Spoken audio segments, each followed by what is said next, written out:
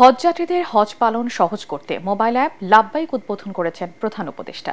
রাষ্ট্রীয় অতিথি ভবন যমুনায় সরকারি ব্যবস্থাপনায় প্রথমবারের মতো নির্মিত অ্যাপটি উদ্বোধন করে হজ যাত্রীদের এই অ্যাপ ব্যবহারের আহ্বান জানান প্রধান উপদেষ্টা। তিনি বলেন, হজ যাত্রীদের নির্বিঘ্নে হজ পালনে এই অ্যাপ গুরুত্বপূর্ণ ভূমিকা রাখবে। এছাড়া হজ প্রিপেইড কার্ড ও হজ রোমিং প্যাকেজেরও উদ্বোধন করেন ড মোহাম্মদ ইউনুস। এসব অন্যান্যের মধ্যে উপস্থিত ছিলেন ধর্ম উপদেষ্টা ড আফম খালিদ হোসেন, সংস্কৃতি উপদেষ্টা মোস্তফা সারা ফারুকী ও প্রধান উপদেষ্টার বিশেষ সহকারী ফয়েজ আহমেদ তৈয়ব।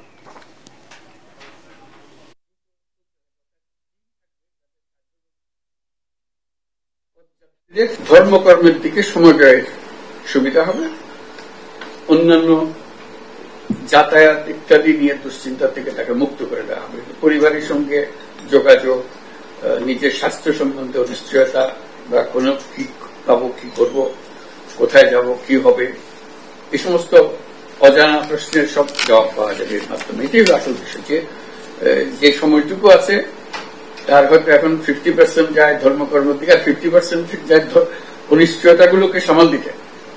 আমরা ক্রমে ক্রমে এটার ভাগ ধর্মকর্মের দিকে যে সময়, সেই সময়ের ভাগটা বাড়াবো এবং এই অনিশ্চয়তাগুলোর যে পেছনে যে দুশ্চিন্তা এবং সময় বের হয় সেটা থেকে তাদেরকে রক্ষা করবো। এটি হল মূল লক্ষ্য।